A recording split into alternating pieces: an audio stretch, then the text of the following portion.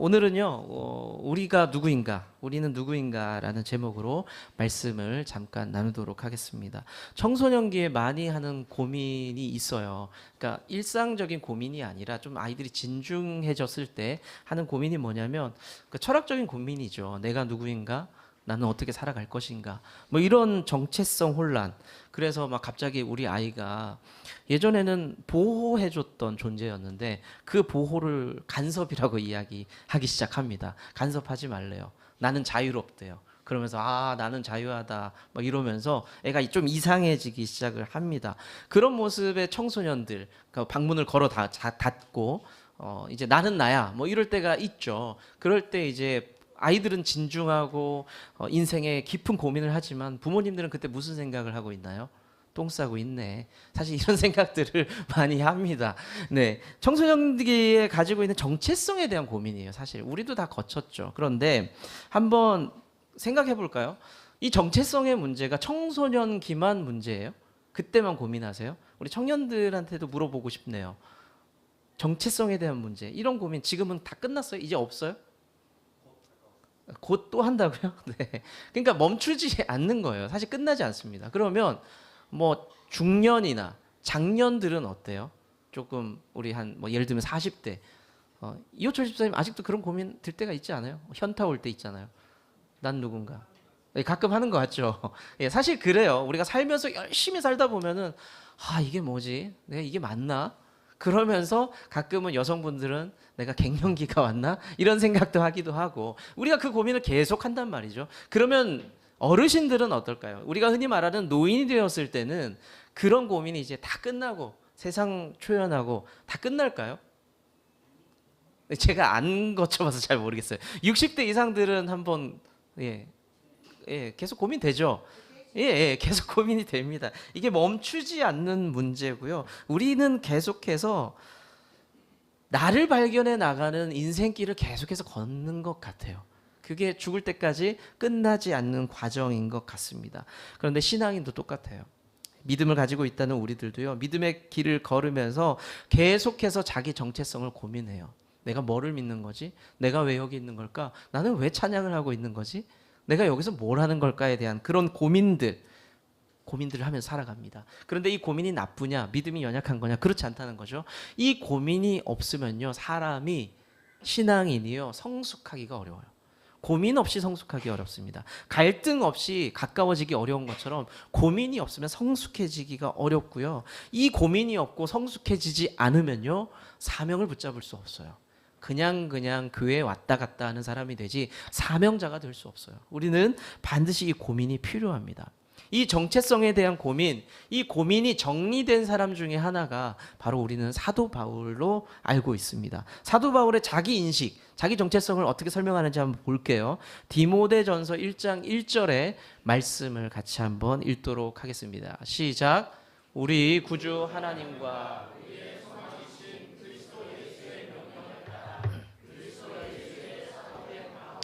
네, 사도 바울은 자기 인식에 대한 출발을 예전에는 예수님을 알기 전에 어떻게 출발했냐면 자기 학벌, 나 선생님 누군데, 나 이런 좋은 곳에서 공부했어, 그리고 자기 집안, 내가 무슨 어디 판데 내가 그 중에서도 열심히 있는 사람이야, 우리 가문이 어떤지 알아? 이걸 자랑했던 사람입니다.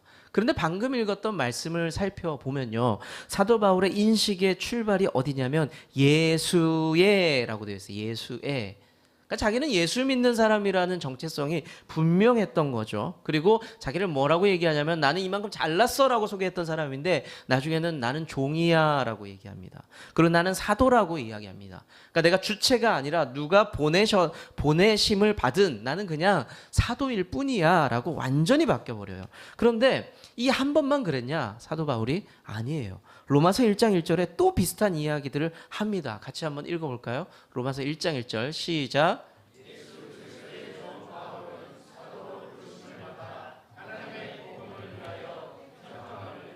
네, 올바로 자기 정체성을 세운 바울의 모습, 사도 바울의 모습을 우리가 살펴봤는데요. 성경의 모든 사람이 이랬느냐? 아니죠. 그럴 리가 없겠죠. 출애굽기 말씀을 보면요, 하나님께서 모세를 부르는데 모세가 즉각 반응해서 예스 합니까? 아니요. 모세 그러지 못해요. 자기 정체성이 잘못되어 있었기 때문에 저는 그거 못합니다. 저는 둔한 사람이에요. 부족한 사람이에요. 라고 말하면서 하나님의 콜링을 부르심을 거부하게 돼요. 왜냐하면 자기 정체성은 사명자가 아니었거든요. 거부하게 됩니다. 사실은 모세뿐입니까? 많은 사사들을 보세요. 사명자들을 보세요. 하나같이 거부하는 사람들이 많았었습니다. 물고기 하면은 떠오르는 사람이 누구 있어요? 요나요. 요나도 그 사명을 거부했어요. 에이, 감정도 상했지만 나는 그런 거 하는 사람 아니에요. 거부했습니다. 기드온, 아니요, 나는 너무 작은 사람입니다. 자꾸 나를 큰 사람이라고 부르지 마세요. 저는 못해요. 거절했던 사람, 사명을 감당하지 못했던 사람들의 특징이 뭐냐면 자기 정체성이 하나님 앞에서 올바로 세워지지 못했기 때문에 다 거절하고 있는 거예요. 여러분들 연말이 되고 연초가 되고 제가 여러분들에게 콜링할 때가 있어요. 어떤 직분을 맡아주세요. 어떤 일들을 내년에 좀 해주시면 좋겠습니다. 말씀드릴 때 특히 뭐 교사나 뭐 이런 것들도 그렇지만 생전 처음으로 집사 직분을 받을 때 한 번에 받는 분이 없어요. 네, 한 번에 받는 분이 없어. 어이구, 저마다 이게 반응이 또 아우 저는 안 됩니다. 저는 부족해가지고요. 다 부족하죠. 뭐 저는 목사 감이 돼서 목사 됐겠습니까? 제가 목사가 32살인가에 됐는데요. 뭐 알아서 목사 됐겠어요? 아니요. 그냥 하나님의 부르심이 있었고 저는 응답을 했을 뿐이에요. 여러분들 가운데서 아직 이제 집사의 직분을 처음 받는 분들이 대부분 이제 젊었을 때, 어렸을 때부터 믿던 분들은요. 30대 중반이나 후반쯤에 집사 직분을 요청받을 때가 있어요. 그때 말씀을 듣는 순간 머리가 하얘지죠. 내가? 왜냐하면 집사하면은 벌써 막 어른 같은 느낌이 들거든요. 그럼 제가 이렇게 얘기합니다. 당신 나이 많이 이미 드셨습니다. 라고 말씀을 드려요. 네. 우리가 하나님의 부르심 앞에 사실은 손사래를 칠 때가 너무 많아요. 나는 감이 되지 못합니다. 겸손을 넘어서 하나님의 부르심을 거부하고 내 정체성을 부정하는 거죠. 사실 부정하는 겁니다. 제가 개척을 하면서 담임 목사라는 직함을 얻게 됩니다. 작든 크든 간에 교회가 제가 어찌됐든 공식 직함은 담임 목사라고 부르지 않겠습니까? 작은 교회 목사라고 해서 뭐 작은 목사님, 뭐 부목사님이라고 부르지 않죠. 담임 목사라고 부름을 받게 됩니다. 그런데 제가 개척과 동시에 사실은 동시였죠. 개척과 동시에 담임 목사라는 직함과 함께 또 다른 직함을 하나 더 얻었잖아요. 그렇죠? 관리소장이라는 직함을 하나 더 얻게 됩니다. 그런데 교인이 작다 보니까 교인이 뭐 최초에는 뭐 임성기 집사님 혼자였으니까 저를 담임 목사로 정식으로 불러주는 사람은요. 뭐 승우가 저를 담임 목사님이라고 불러주겠어요? 승민이가 불러주겠습니까? 그리고 사랑하는 이지연 씨가 저를 향해서 담임 목사님 불러주겠어요? 안 그러거든요. 임성기 집사님 한 분밖에 안 계셨어요. 그러다 보니 제가 저를 목사로 불러주는 사람이 적다 보니까 관리소장으로 불러주는 사람이 훨씬 많았어요. 그러면 제 머리 가운데서 무슨 생각이 들까요? 아, 내 정체성은 관리소장인가 보다. 평일에 사역보다 청소를 더 많이 했고 아파트 청소를 더 많이 했고 평일에 사역보다도 입주민들 교인들 전화보다도 입주민들 민원 전화 받고 달래고 싸우고 그렇게 5년 반을 지내왔단 말이에요. 그러면서 제가 제 부르심에 대해서 혼란스러울 수도 있어요. 사실은 나는 관리소장으로 평생 살아야 되나? 내 부르심은 이것인가? 그런데 그렇지 않죠. 제가 할 수 있는 여러 가지 일들 중에 하나가 관리소장이었을 뿐이에요. 저는 여러 부르심을 갖고 있습니다. 첫째는 가정 안에서 아빠로서, 아버지로서, 남편으로서의 부르심이 있어요. 그리고 지금은 그만뒀지만 아파트에서 일을 하면서는 내가 그 아파트를 관리하는 사람으로서의 부르심이 있었어요. 그리고 이 교회 안에서는 담임 목사로서의 부르심이 있죠. 그런데 여러 부르심 중에 하나일 뿐이지 사람들이 나를 관리소장으로 많이 불러준다고 해서 제 원탑 사명이 관리소장이냐? 그건 아니라는 거죠. 제 정체성을 붙잡아야 돼요. 하나님 나를 어떻게 부르셨다? 그거 붙잡고 살 때에 내가 목사지, 내가 목회하는 사람이지라는 것을 붙잡을 수 있다는 겁니다. 모세의 부르심, 모세의 정체성, 우리가 그냥 인간적인 눈으로 봤을 때 모세의 부르심과 정체성을 어떻게 볼 수 있을까요? 왕자였잖아요. 근데 실패했어요. 게다가 권력도 다 잃어버리고 도망자가 됩니다. 그냥 우리는 모세를 그렇게 보면 될까요? 모세의 삶을?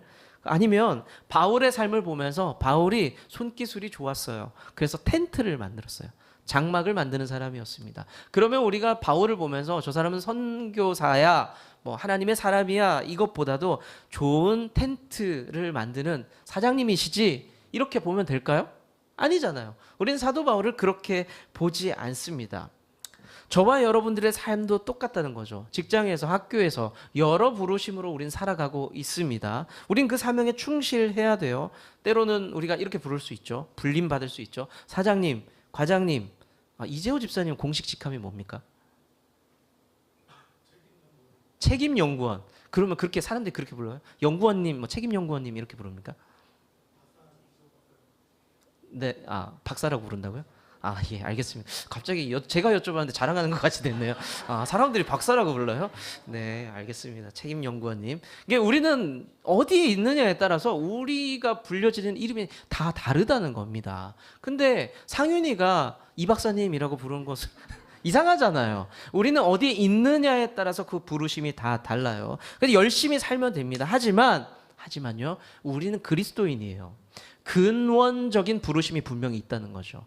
예수님께서는요, 부활 이후 제자들을 만나면서 너희들의 근원적인 부르심이 이거다라고 알려준 것이 있어요. 그 세 가지를 오늘 잠깐 나눠보도록 하겠습니다. 여러분들의 부르심을 확인해 보는 시간 되면 좋겠습니다. 첫 번째는요, 우리를 향해서 너희들은 거듭난 사람이야 라고 우리의 정체성을 불러주고 말씀해주고 있습니다. 오늘 본문을 보면요, 상당 부분이요, 예수님의 직접 말씀이에요. 여러분들이 가지고 있는 성경책을 이렇게 그 부분을 딱 펼쳐봤을 때 빨간색이 많을 수 있어요. 무슨 말씀이냐? 예수님이 직접 하신 말씀을 빨간색으로 표기를 한 거죠.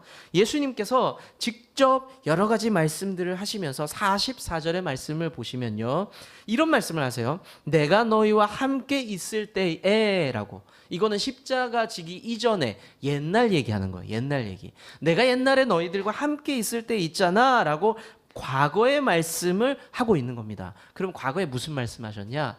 예수님께서 아직 십자가에 달리지도 않으셨고 죽음도 안 당하셨어요. 근데 그때 무슨 말씀을 하시냐면, 내가 나중에 십자가에 달려 죽을 거야. 그리고 사흘 만에 내가 살아날 거거든. 이 말을 돌려서 표현을 하기도 했고요. 직접적인 표현도 썼어요. 그런데 제자들이 그 말씀을 못 알아들었던 그 사건이 있습니다. 그 이야기를 요한복음 2장 19절부터 21절까지의 말씀으로 한번, 슬라이드 2장이니까요. 따라가 주세요. 새번역 성경으로 한번 읽어볼게요. 시작. 예수께서 그들에게 말씀하셨다. 이 성전을 허물어라. 그러면 내가 사흘 만에 다시 세우겠다. 그러자 유대 사람들이 말하였다. 이 성전을 짓는 데에 46해나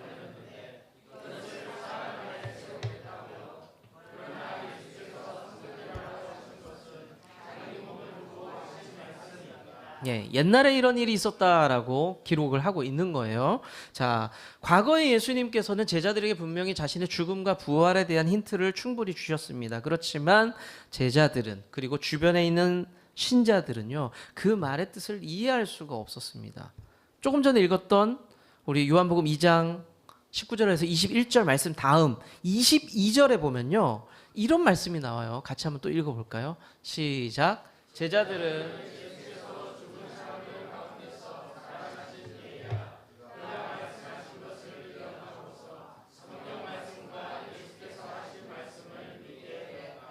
나중 얘기를 지금 성경 기록하고 있는 겁니다. 제자들이 그때는 몰랐는데 나중 되고 나서 그 말씀을 예수님 만나고 나서 마음을 열어주셔서 깨닫게 되었다라고 기록을 하고 있습니다. 이 말씀, 방금 읽었던 그 말씀에 맥이 통하는 게 우리가 오늘 봤던 45절의 말씀이에요. 예수님께서 마음을 열어주셔서 부활하신 예수님이 하시는 말씀들을 제자들이 이제 이해하기 시작한 거예요.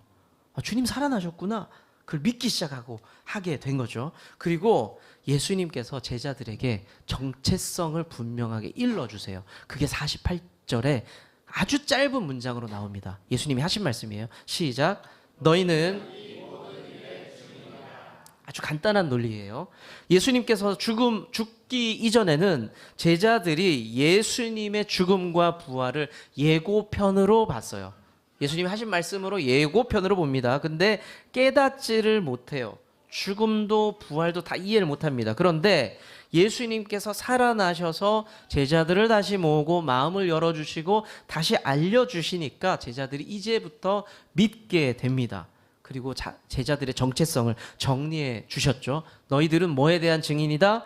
부활에 대한 증인이다 라고 정체성을 정리해 주십니다. 제자들의 삶은요, 제자들의 부르심은요, 이제 뭐냐면 증인으로 살아가는 것입니다. 증인으로 살아가는 겁니다. 사랑하는 성도 여러분, 당시의 제자들의 모습이요, 우리의 모습과 별반 다르지 않습니다. 예수님의 죽음 앞에서 절망했던 제자들, 방황했던 제자들, 하나님의 뜻을 몰랐던 그 제자들과 우리의 모습이 뭐가 다릅니까? 삶의 어려움이 오면 예수님 떠난 것 같고 불안하고 두려워하고 우리는 그렇게 살아가고 있어요. 예수님 마치 안 계신 것처럼 그렇게 살아가고 있습니다. 하지만 부활하신 예수님께서 저와 여러분들에게 찾아오셔서 하신 말씀 뭡니까? 내가 너희와 함께 하고 있다. 그러면서 말씀을 깨닫게 해주시고 우리의 가슴을 뛰게 하시고 이제는 부활의 증인으로 살아가라 라고 사명을 주고 있다는 거죠. 사랑하는 성도 여러분, 그 사실을 믿으시기를 바랍니다. 저와 여러분들이 과거와 달리 이제 부활의 증인으로서 거듭난 사람으로서 부르심을 받았다는 것을 인정하고 믿고 살아가는 거듭난 사람 되시기를 축복합니다. 두 번째, 우리의 정체성을 뭐라고 말씀하시냐면 우리는 비전의 사람이다 라고 말씀을 주십니다. 여러분들 비전하면 어떤 이미지가 떠올라요? 우리 크리스찬들은요, 비전하면은 찬양이 먼저 떠오르죠. 구원하심이 보좌에 앉으신, 이 찬양을 하면서 하늘이 열리고 예수님 구름 타고 오시고 막 이런 장면들이 떠오른단 말이죠. 그래서 비전하면 뭔가 웅장하고 거대하고 화려한 것들을 생각하기 쉽습니다. 자, 근데 비전이란 말은요, 그냥 영어로 그냥 단순하게 표기를 하자면 그냥 보는 거예요. 보는 거. 비전이 보는 겁니다. 여러분들 이제 제 또래 이상들은 이제 다 아는 가전제품인데 비디오 비전 아세요? 이야, 우리가 잊고 살았던 비디오 비전. 화면 한번 띄워주시겠어요? 여러분들 기억나십니까? 텔레비전과 비디오 플레이어가 붙은 아주 획기적인 상품이 나왔습니다. 저는 경상북도 청송이라는 시골 살았지만 저희 아버지는 늘 부유하셨기 때문에 빠찡코로 돈을 많이들 따셨기 때문에 고스톱으로 돈을 많이 따셨기 때문에 저 상품이 청송에 하나밖에 없는 삼성전자에 나타났을 때 가장 먼저 달려가십니다. 이거 하나 우리 집에 갖다 놓으라고. 그래서 저희 집에 비디오 비전이 집에 있었습니다. 비디오 테이블을 넣으면 TV 화면에서 그 비디오가 보여주는, 그 당시로서는 아주 신기한 물건이었죠. 저는 슬라이드 한 번만 더 넘겨주시겠어요? 저는 저 비디오 비전을 통해서 철인 28호를 보면서 즐겁게 살았고요. 하나만 더 넘겨주세요. 주윤발과 같은 저런 영웅으로 살고 싶다를 꿈꿔왔던 삶을 살았습니다. 우리 청소년들 지금 감흥이 없어요. 저 사람은 누구냐, 저 로봇은 뭐냐, 아무 감흥이 없습니다. 이제 화면 빼주세요. 비전이라는 말은요, 뭔가 보여준다는 뜻입니다. 보여준다는 뜻. 사전에서 비전을 보면요, 뭐라고 표기되어 있냐면 미래를 내다보는 것이라고 조금 구체적으로 표기를 하고 있습니다. 그래서 우리가 이런 말 쓰잖아요. 청년을 향해서, 누군가를 향해서 너는 비전이 있어, 너는 비전이 없어. 이 말이 무슨 말이에요? 너는 미래가 있다, 미래가 없다. 그러니까 보이는 미래가 없는 애들, 비전이 없다라고 얘기하죠. 사실 미래라는 말과 바꿔 쓸 수도 있는 말입니다. 그리스도인들에게 미래, 비전은요 무엇이냐? 짧게 세 가지로 한번 정리해 드릴게요. 첫 번째는요, 미래, 비전하면은 사실은 엄청난 미래만 쳐다보는데 의외의 정의를 내릴 수 있어요. 첫 번째는요, 기억에 대한 부분입니다. 기억. 무슨 기억이냐? 예수님이 무슨 말씀을 하셨지? 예수님이 나와 무슨 일이 있었지? 약속을 하셨지에 대한 그런 기억들을 갖는 것이 비전의 성도예요. 우리가 비전하면 맨날 미래만 생각한단 말이죠. 그런데 우리는 오히려 과거를 돌아보면서 예수님 내게 뭐라고 말씀하셨느냐, 예수님 내게 무슨 약속을 하셨느냐를 살펴볼 필요가 있습니다. 두 번째, 비전의 사람은 기대가 있어야 돼요. 무슨 기대냐? 하나님이 하셨던 그 약속의 말씀들, 어떻게 된다? 이루어질 거야 라는 그 기대를 할 수 있어야 돼요. 그 일은 반드시 이루어진다. 하나님 나를 통해서 하나님께서 놀라운 일을 일으키실 거야 라는 그 기대를 갖는 것이 비전의 사람이에요. 먼 미래의 문제가 아니라는 거죠. 세 번째로는요, 기다림의 문제예요. 기다림의 문제. 우리가 주님께서 하신 말씀도 알겠고 내게 약속하신 말씀도 알겠어. 그것을 기대도 돼. 근데 당장 눈앞에 금방 나타나나요? 그렇지 않잖아요. 그럼 기다림이 필요해요. 비전의 사람에게 반드시 필요한 것은요, 기다릴 줄 알아야 됩니다. 차분히 좀 기다려야 돼요. 차분히. 인내의 시간이 필요하고 그 인내의 시간이 좀 고통스럽고 힘들지라도 우리는 감내하면서 기다릴 수 있어야 합니다. 그러면 우리는 어떤 비전을, 어떤 주님의 말씀을 기대하며 기다리며 기도하며 기다릴 수 있어야 됩니까? 49절의 말씀 한번 볼까요? 같이 읽어볼게요. 시작.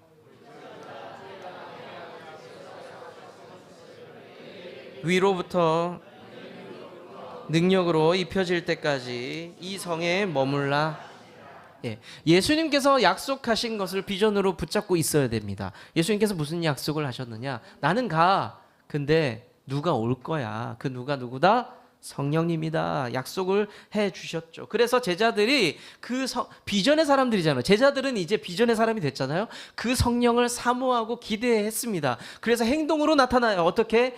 마가의 다락방에 모여서 기도하면서 간절히 사모했죠. 비전의 사람들은요, 그걸 기대하면서 기다릴 줄 아는 사람이었습니다. 그리고 예수님께서는 어떤 약속을 하셨냐? 성령님께서 임하실 거니까 내가 사라지면은 너희들 두렵겠지만 무섭겠지만 떠나지 말고 여기서 좀 기다려라라고 말씀하셨어요.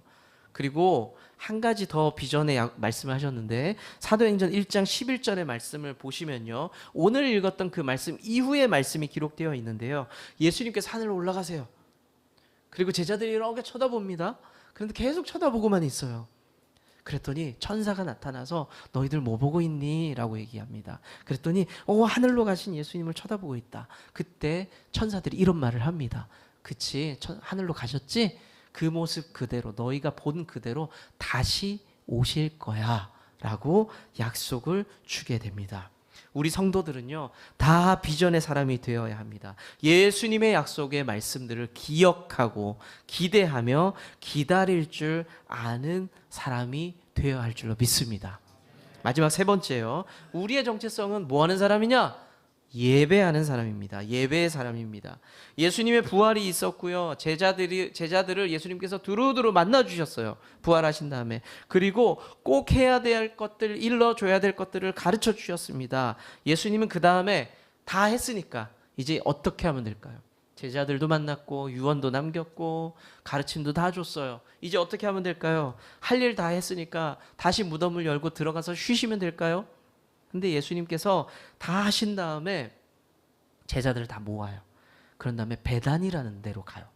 제 기억에 성지 여행 갔다 왔던 제 기억에 베단이라는 지역은요, 감람산 옆에 있었거든요. 감람산이라는 데가. 근데 그 감람산이 좀 독특해요. 감람산에 이렇게 올라가잖아요.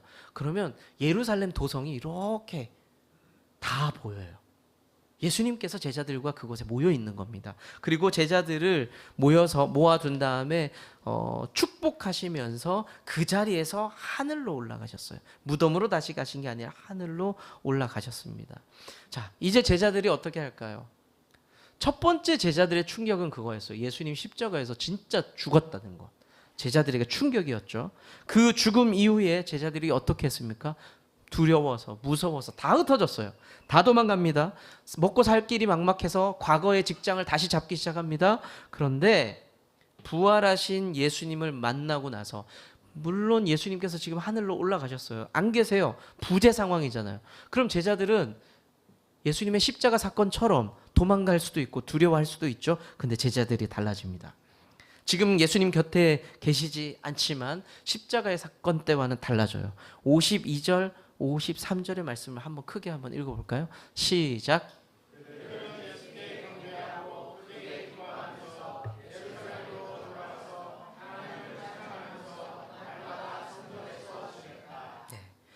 예수님의 제자들이요, 예수님께서 돌아가신 이후에 우리가 얼마 전에도 보았듯이 어디로 갔어요? 제자들, 두 제자가 예루살렘 안 되겠다. 어디로 갔습니까? 엠마오로 갔잖아요. 근데 제자들이 예루살렘에 머무르게 됩니다.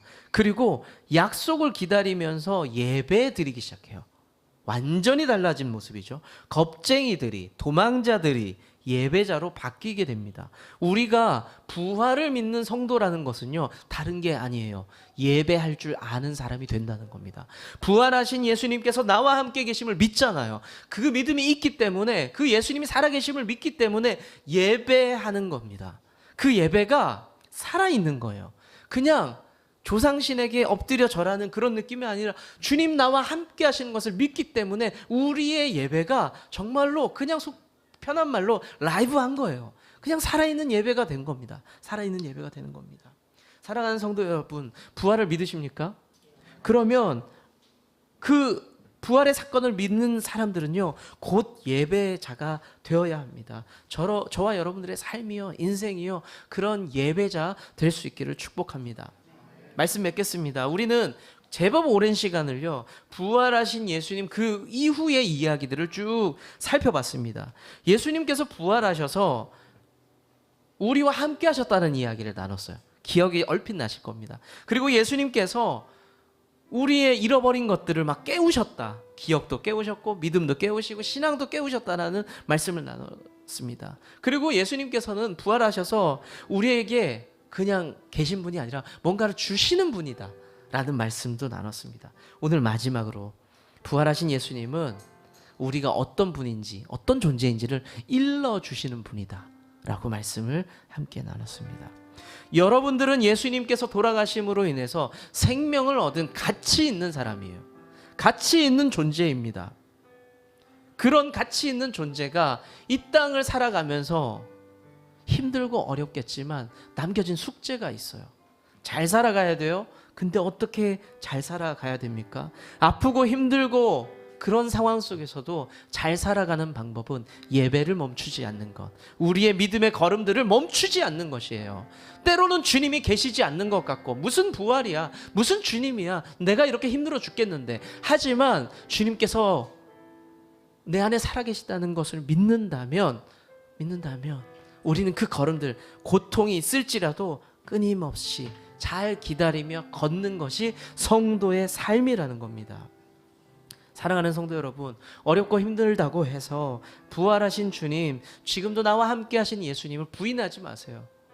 그냥 그 걸음, 다시 오시겠다라고 약속하신 그 주님 믿으면서 지금 그 믿음의 걸음을 끝까지 붙잡고 걸을 수 있는 여러분들 되시기를 축복합니다.